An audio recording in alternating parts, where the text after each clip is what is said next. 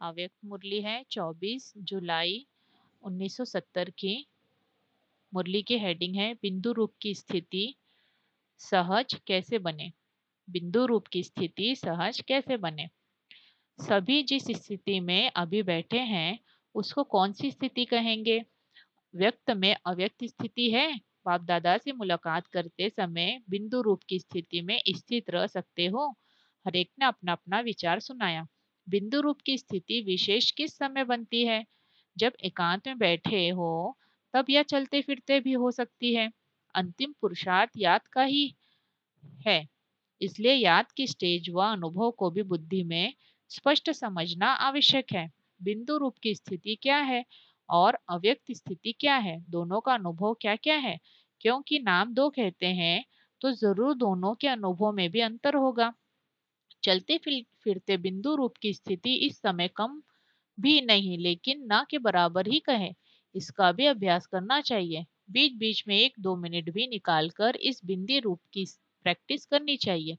जैसे जब कोई ऐसा दिन होता है तो सारे सारे चलते फिरते हुए ट्रैफिक को भी रोक कर 3 मिनट साइलेंस की प्रैक्टिस कराते हैं। सारे चलते फिरते कार्य को स्टॉप कर लेते हैं। आप भी कोई कार्य करते हो व बात करते हो तो बीच बीच में ये संकल्पों की ट्रैफिक को स्टॉप करो करना चाहिए। 1 मिनट के लिए भी मन के संकल्पों को चाहे शरीर द्वारा चलते हुए कर्म को बीच में रोक कर भी यह प्रैक्टिस करना चाहिए। अगर ये प्रैक्टिस नहीं करेंगे तो बिंदु रूप के पावरफुल स्टेज कैसे और कब ला सकेंगे। इसलिए यह अभ्यास करना आवश्यक है। बीच बीच में ये प्रैक्टिस में करते रहेंगे तो जो आज यह बिंदु रूप की स्थिति मुश्किल लगती है वह सरल हो जाएगी। जैसे अभी मेजोरिटी को अव्यक्त स्थिति सहज लगती है। पहले जब अभ्यास शुरू किया तो व्यक्त में अव्यक्त स्थिति में रहना भी मुश्किल लगता था। अभी अव्यक्त स्थिति में रह कार्य करना जैसे सरल होता जा रहा है वैसे ही ये बिंदु रूप की स्थिति भी सहज हो जाएगी। अभी महारथियों को यह प्रैक्टिस करनी चाहिए, समझा। फरिश्ता रूप की स्थिति अर्थात अव्यक्त स्थिति जिसकी सदाकाल रहती वह बिंदु रूप में भी सहज स्थित हो सकेगा। अगर अव्यक्त स्थिति नहीं है तो बिंदु रूप में स्थित होना भी मुश्किल लगता है। इसलिए अभी इसका भी अभ्यास करो। शुरू शुरू में अव्यक्त स्थिति का अभ्यास करने के लिए कितना एकांत में बैठ अपना व्यक्तिगत पुरुषार्थ करते थे, वैसे ही इस फाइनल स्टेज का भी पुरुषार्थ बीच बीच में समय निकाल करना चाहिए। यह है फाइनल सिद्धि की स्थिति। इस स्थिति को पहुंचने के लिए एक बात का विशेष ध्यान रखना पड़ेगा। आजकल वह गवर्नमेंट कौन सी स्कीम बनाती है, उन्हों को के प्लान्स भी सफल तब होते हैं जब पहले पहले ये लक्ष्य रखते हैं कि सभी बातों में जितना हो सके इतनी बचत हो। बचत की योजना भी करते हैं ना, समय बचे पैसे बचे एनर्जी की बचत करना चाहते हैं, एनर्जी कम लगे और कार्य ज्यादा हो, सभी प्रकार की बचत की योजना करते हैं। तो अब पांडव गवर्नमेंट को कौन सी स्कीम करनी पड़े।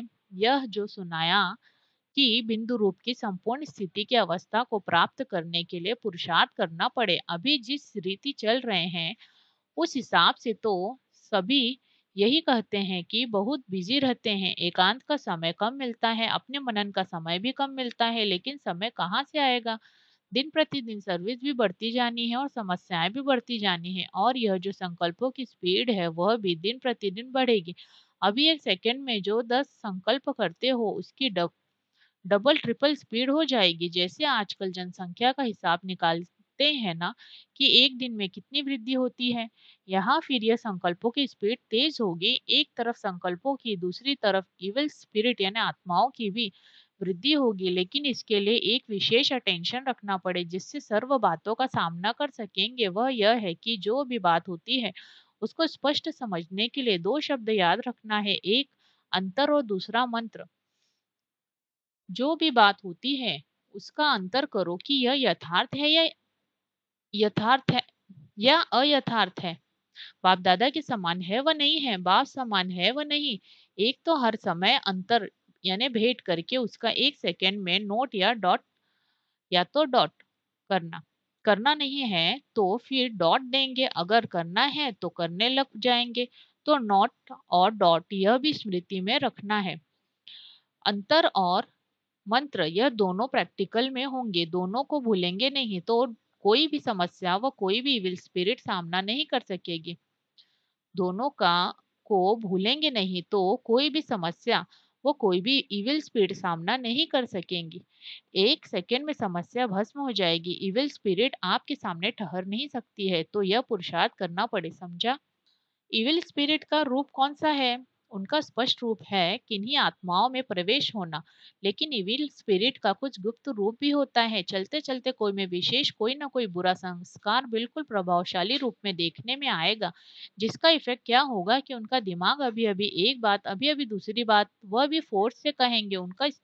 उनकी स्थिति भी एक ठिकाने टिकी हुई नहीं होगी। वह अपने को भी परेशान करते हैं, दूसरों को भी परेशान करेंगे। स्पष्ट रूप में जो इविल स्पिरिट आती है, उसको परख कर उससे किनारा करना सहज है, लेकिन आप लोगों के सामने स्पष्ट रूप में कम आएगी, गुप्त रूप में बहुत आएगी, जिसको आप लोग साधारण रूपों में कहते हो कि पता नहीं उनका दिमाग कुछ पागल सा लगता है। लेकिन उस समय उसमें यह इविल अर्थात बुरे संस्कारों का फोर्स इतना हो जाता है, जो वह इविल स्पिरिट के समान समान ही होती हैं। जैसे वह बहुत तंग करते हैं, वैसे यह भी बहुत तंग करते हैं। यह बहुत होने वाला है, इसलिए सुना कि अभी समय की बचत, संकल्पों की बचत, अपनी शक्ति की बचत, यह योजना बनाकर बीच बीच में उस बिंदी रूप की स्थिति को बढ़ाओ। जितना बिंदी रूप की स्थिति होगी, उतना कोई भी इविल स्पिरिट व इविल संस्कार का फोर्स आप लोगों पर वार नहीं करेगा, और आप लोगों का शक्ति रूप ही उन्हों को मुक्त करेगा। यह भी सर्विस करनी है, इविल स्पिरिट को भी मुक्त करना है, क्योंकि अभी अंत के समय का भी अंत है। तो इविल स्पिरिट्स व इविल संस्कारों को भी अति में जाकर फिर उन्हों का अंत होगा। किचड़ा सारा बाहर निकलकर भस्म हो जाएगा। इसलिए उन्हों का सामना करने के लिए अगर अपनी समस्याओं से भी मुक्त नहीं हुए होंगे, तो इन समस्याओं से कैसे सामना कर सकेंगे? इसलिए कहते हैं बचत स्कीम बनाओ और प्रैक्टिकल में लाओ, तब अपना और सर्व आत्माओं का बचाव कर सकेंगे। सिर्फ भाषण करने व समझाने की सर्विस नहीं है, अब तो सर्विस का रूप भी बड़ा सूक्ष्म होता जाएगा। इसलिए अपने सूक्ष्म स्वरूप की स्थिति भी बढ़ाओ। यह सभी प्रत्यक्ष होकर फिर प्राय लोप होना है। प्राय लोप होने पहले प्रत्यक्ष हो, फिर प्राय लोप होंगे। सर्विस इतनी बढ़नी है जो एक एक को 10 का कार्य करना पड़ेगा। शक्तियों की भुजाएं कितनी दिखाते हैं? भुजाओं का अर्थ है इतनी सर्विस में मददगार बनना। पांडव समझते हैं कि यह तो शक्तियों की ही भुजाएं हैं। पांडवों को फिर क्या दिखाया है मालूम है? लंबा दिखाया है। तो यह भी पांडवों का इतना ज्यादा मददगार बनने की निशानी है। लंबा शरीर नहीं, लेकिन बुद्धि लंबी है। इन्हों का आगे दौड़ना गोया, इन्हों के आगे दौड़ना गोया शक्तियों का ये आगे दौड़ना है। शक्तियों को इन्हों का आगे दौड़ना गोया शक्तियों का आगे दौड़ना है। शक्तियों को आगे रखना, यही इन्हों की दौड़ की निशानी है। अच्छा, ओम शांति।